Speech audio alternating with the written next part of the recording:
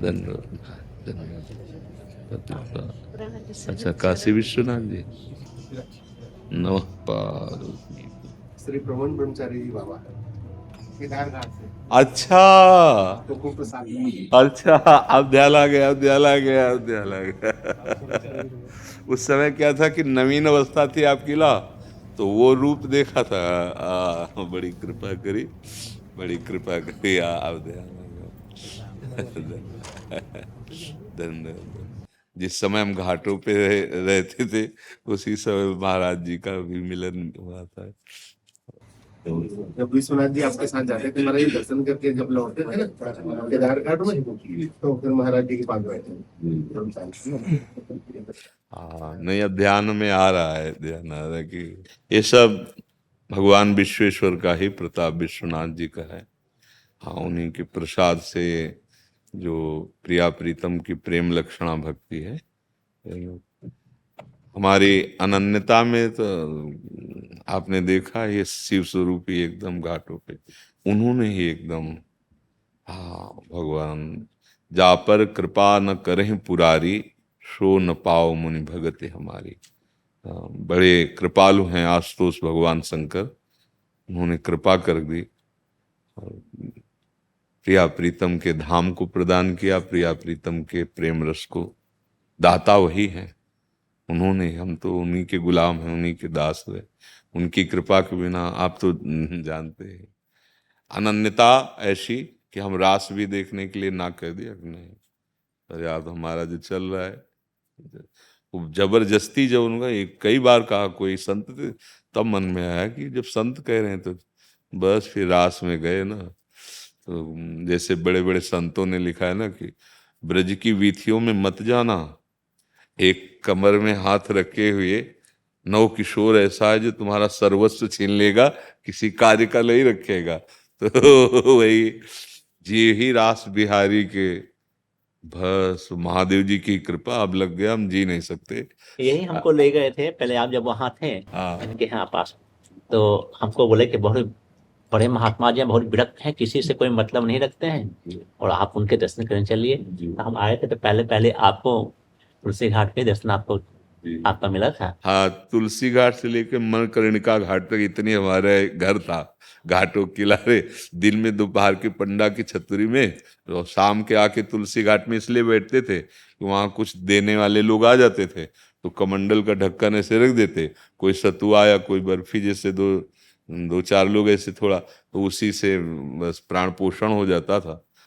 आश्रम किसी के जाना नहीं, भिक्षा करनी नहीं, आकाश वृत्ति से घाट में जो महादेव जी भेज दे। तो वहां घाटों में कौन भेजे, तो तुलसी घाट में इसीलिए आते थे कि वहां कुछ जैसे भिक्षुक जन बैठते थे ना, तो उसी पंक्ति में बैठ जाते थे जो मिल जाता था। जब तक हमारा लक्ष्य दृढ़ नहीं होगा, तब तक हम काम क्रोध लोभ मोह मद मत्सर देहाभिमान इनको मिटा नहीं सकते। जब लक्ष्य दृढ़ हो जाता है, तब फिर तितिक्षा प्रकट होती है। उसी में इतनी सामर्थ्य है कि हर द्वंद्व को क्षय कर अपने आराध्य देव को प्राप्त करने की। नहीं तो जहां मनोहर बाटिकाएं माया सामने पेश करती है, करो मनोरंजन थोड़ी देर, बहुत थक गए हो, फिर मनोरंजन हो। राम काज कीन्हे बिनु मोहि कहाँ विश्राम। जब तक भगवत साक्षात्कार नहीं, तत्वबोध नहीं, तब तक माया वाटिका में भ्रमण नहीं करना चाहिए। नहीं तो साधु का, साधक का, परमार्थ के पथिक का लक्ष्य भ्रष्ट हो जाना निश्चित हो जाता है। जहां मनोहर वाटिका माया सृजन की सामने कुछ न कुछ वासना तो रहती है ना, तो वो जो तरंग मात्र रहती है वो समुद्रवत हो जाती है, बहुत जल्दी फैल जाती है। तो इसीलिए इस उपासक को जब तक भगवत साक्षात्कार न हो जाए, मतलब चना भुन गया, उसमें अंकुरण होने का गुंजाइश नहीं रह गया, इस ऐसे नहीं, स्वात्मा रामम विषय मृग तृष्णाम भ्रमयति।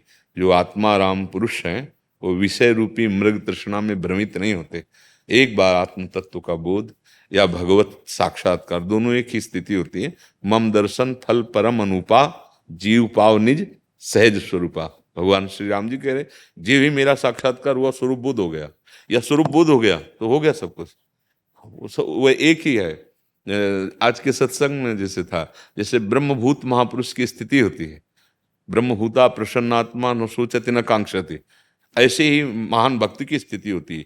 यत यत प्राप्य न किंचित वांछते न स्वेचत न सोचते न द्वेष्टे न रमते नोत्साही भवते। जिस परम प्रेम को प्राप्त होकर उसकी कोई चाह नहीं रह जाती, कोई सोच नहीं रह जाती, किसी से द्वेष नहीं रह जाता, कुछ भी प्राप्त हो न रमते न रमते, चाहे ब्रह्मा का पद के हो, न पारमेष्ठम न महेंद्रधिष्णम न सार्वभौमम न रसाधिपत्यम न योग सिद्धिर अपुनर्भवम वा। नहीं नहीं नहीं, न रमते नोत्साही भवत। ये तो स्थिति प्रेमी और ज्ञानी के लिए तो हाँ।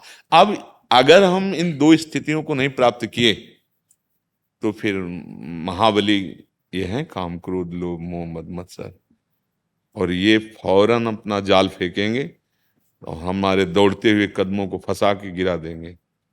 इसलिए जरूर जरूर ये जीवन अब मनोरंजन में नहीं, ये जीवन पूर्णता में होना चाहिए। जब बोध हो जाएगा खत्म खेल। अब विपक्ष पर विजय प्राप्त कर ली, स्वराज्य पर बैठा हुआ है, अब तो क्या है, अब तो शासन है उसका, प्रकृति उसके अधीन होती है। ब्रह्मबोध संपन्न महापुरुष की शरीर सेवा दासी की बात प्रकृति करती है, वो शरीर से तो परे है।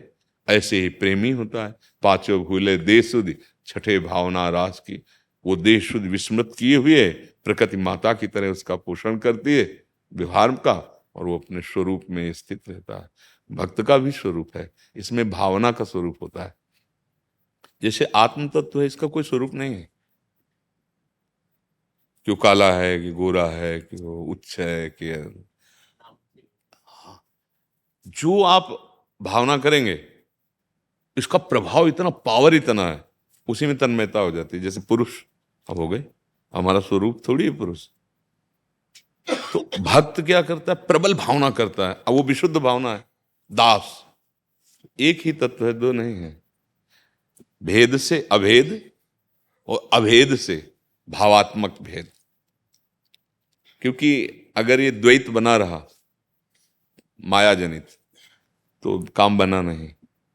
देखो गोपीजनों को अद्वैत स्थिति, गोपीजन अपने जित देखूं तित श्याममय है, कोई द्वैत रह गया क्या? तो जित देखूं तो इधर भी तो ना, वो स्वयं वर्णन करती स्थिति, कान भय प्राण में, प्राण भय कान में, ही में ना जान परे कान है कि प्राण है। ये तो इधर अंतर की दशा है, और बाहर जित देखो तित श्याममयी, एकाकार वृत्ति हो गई। अब प्रेम गलियत साकरिता में दो न समाये, एक स्थिति आई और जो ही बाहर निकला द्वैत से अद्वैत स्थिति, एकाकार ब्रह्म नहीं, माया नहीं, नहीं जीव नहीं काल, अपनी सुध न रही, एक रहे नंदलाल, कृष्णाकार वृत्ति। अब उस कृष्णाकार वृत्ति में दो दिखाई देंगे, दास और स्वामी, लेकिन उसका अस्तित्व नहीं है। मन कृष्ण, बुद्धि कृष्ण, चित्त कृष्ण, सर्वस्व कृष्ण, कृष्ण ही कृष्ण। केवल ढांचा दिखाई देगा पांच भौतिक मनुष्याकार, वो अंदर अब केवल भगवान विराजमान है। ऐसे ही ब्रह्मबोध संपन्न का ढांचा केवल दिखाई देगा, वो सर्वरूपधारी महापुरुष है। जितने रूप सब उसी के हैं, जितनी महिमा सब उसी के है, उसके सिवा कोई दूसरा है ही नहीं। सब उसका संकल्प है, सब उसका विलास है, इसीलिए वो निरपेक्ष रहता है। वो मननशील महात्मा ऐसा होता है जिसके पीछे भगवान चरण रज लेने के लिए घूमते हैं। निरपेक्षम मुनिम शांतम निर्वैरम समदर्शनम अनुब्रजाम्यहम नित्यम पुयेतंग्रेण भी। तो अपने को जो मार्ग मिला है, चाहे भक्ति का हो और चाहे ज्ञान का मार्ग हो, चरम अवस्था में पहुंचना है। जब तक ऐसी ऊंचाई में दौड़ के चढ़ जाओ कि कोई भी आग की आंच भी ना आने पावे, कामाग्नि, क्रोधाग्नि, लोभाग्नि, ये अग्नियां हैं, इनकी हृदय में आंच भी ना आने पावे। वो द्वंद्व विमुक्ता सुख दुख संगई, जो सुख दुख में समान भाव समस्त द्वंद्वों पर विजय प्राप्त किए हुए महापुरुष है परमानंद में। चाहे भक्ति मार्ग से चले, चाहे कर्म योग से चले, चाहे ज्ञान योग से चले, चाहे अष्टांग योग से चले, सबका एक ही लक्ष्य है, जो निर्विकल्प समाधि है। वो ईश्वर लीन अवस्था है। ईश्वर लीन अवस्था एक है संकल्पित समाधि, एक है निर्विकल्प समाधि, जिसमें संकल्प विकल्प की कोई गुंजाइश नहीं। वो परमात्मा स्वरूप योगी हो जाता है, ऐसे ज्ञानी ब्रह्म स्वरूप हो जाता है। और भगवत भजन के प्रभाव से तस्मित तज्जने भेदाभावात, प्रभु और प्रभु के जन में भेद का अभाव है, वो भगवत स्वरूप हो जाता है। वो प्रेम स्वरूप हो जाता है। जब तक इस ऊंचाई पर न पहुंच जाए तब तक कोई व्यवहार, कोई मित्रता, कोई पद, कोई योग्यता, ये सब अनर्थ का कारण बन जाएगी। कोई पद नहीं जब तक अपने प्रभु का साक्षात्कार नहीं, अपने स्वरूप का बोध नहीं, तब तक नहीं। अपने लोग क्या करते, थक जाते हैं, विश्राम करने लगते हैं, बस घाटा हो जाता है, थकान महसूस हो जाती है। विश्राम, मनोरंजन वाटिका में कूद पड़ते हैं।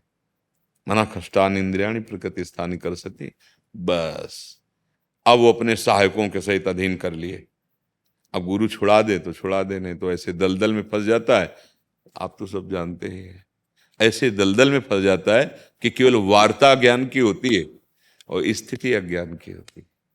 तो परमानंद का अनुभव नहीं हुआ, जीवन व्यर्थ चला गया। वाचिक ज्ञान से ब्रह्मानंद का नायम आत्मा प्रवचने न लभ्या न मेधया न बहुना श्रुते न, वो तो अनुभूत होना चाहिए, अनुभूत। तो नई अवस्था में जैसे अपने लोग, तो नई अवस्था में पहले ब्रह्म साक्षात्कार, प्राणों का मोह छोड़ करके कूदना होता है इस मार्ग में। प्राणों, ब्रह्म साक्षात्कार, स्थूल सूक्ष्म कारण तीनों शरीरों का विस्मरण, अपने स्वरूप का बोध, तीनों शरीरों का विस्मरण, अर्थात त्रिभुवन में कुछ भी स्मृति न रह जाए। इतनी विवेक प्रचंड हो जाए कि सब भस्म हो जाए स्मृतियां। ऐसी भक्ति में मुरारी पादार्पित चित्त वृत्ति, सब क्रियाएं हो रही हैं लेकिन चित्त की एक एक वृत्ति श्री कृष्ण चरणों में। अब वो गंभीर मुद्रा में ममता और करुणा से रहित होता है जो ज्ञानी होता है, क्योंकि द्वैत में ही तो ममता और करुणा का बोध होता है। लेकिन प्रेमी अद्वैत स्थिति के आगे जो द्वैत, उसमें उसके केवल ममता और करुणा ही रहती है। ममता और करुणा, क्षण क्षण में रोता है, क्षण क्षण में हंसता है, क्षण क्षण में वो अपने समता सब संसार में और ममता श्यामा श्याम में, अगाध ममता केवल प्रिया प्रीतम में, और समस्त जगत में समत्व प्राप्त किए हुए वो महापुरुष कभी छिन छिन रुदन करंत, कभी याद में उनकी तड़प तड़प के रो रहा है। तो ऐसा लगेगा कि जीवन हो गया, मिले नहीं, पर ऐसा नहीं। तन मन के बिछुरे नहीं और चाह बढ़े दिन रैन, और कबहू संजोग न मानहि देखे भरी भरी नयन। ये जो प्रेम मार्ग है ना, तन मन के बिछुरे, ना तन से दूरी और न मन से दूरी, छिन छिन बिहरत संग, अपने आराध्य देव के साथ ही रहता है प्रेमी उपासक। तो उनके दर्शन से कभी गा रहा है, कभी नाच रहा है, कभी उनकी लीला देखकर हंसी आ रही, तो कभी अचानक भाव बदल गया और रोना शुरू हो गया, पूरा जीवन हो गया। हमें लगता है अब नहीं मिलेंगे क्या, और तन मन के बिछुरे नहीं। ये प्रेम, महाबली प्रेम का ऐसा प्रभाव कि विस्मृति में डाल दिया, कभी नहीं मिलेंगे, चिल्ला चिल्ला के रोना शुरू। अचानक फिर रूप माधुरी जागृते, कृत्यता का अनुभव करते, समाधिस्थ है, शांत। फिर देखा वो मुस्कुरा रहे, गा रहा है, उनको रिझाने के लिए नाच रहा है। ऐसी जैसे अवधूत शिरोमणि ब्रह्म बोध संपन्न महापुरुष की स्थिति है। कभी फुटपाथ में भी पड़ा हुआ, कभी राजमहलों में पड़ा हुआ है, उसको इससे कोई शरीर कभी पूजा कर रहा है, कोई जो नहीं महिमा जानते हैं। देखो सुखदेव जी जब पधारे ना परीक्षित जी के पास, तो कुछ कंकड़ पत्थर मारने वाले भी पीछे लगे हुए थे। जब उन्होंने देखा इतने बड़े बड़े महापुरुष इनका आदर करे तो जरूर कोई नहीं तो समझ में आ रहे थे पागल हैं, क्योंकि दिगंबर थे और अपनी ब्रह्मबोध अवस्था में डूबे हुए थे। तो नई अवस्था में जब भगवत मार्ग में कदम रखे तो सबसे पहला कार्य करे, इंद्रियों को निर्विषय कर दे, मन को निसंकल्प कर दे और तन को लौकिक क्रियाहीन कर दे। तभी तो फिर अपने स्वरूप में आने का रास्ता खुलता है। और एक बार अपने स्वरूप का बोध कर लिया, बस हो गए। हमें बहुत अच्छा लगा आपके दर्शन से, क्योंकि उस समय भी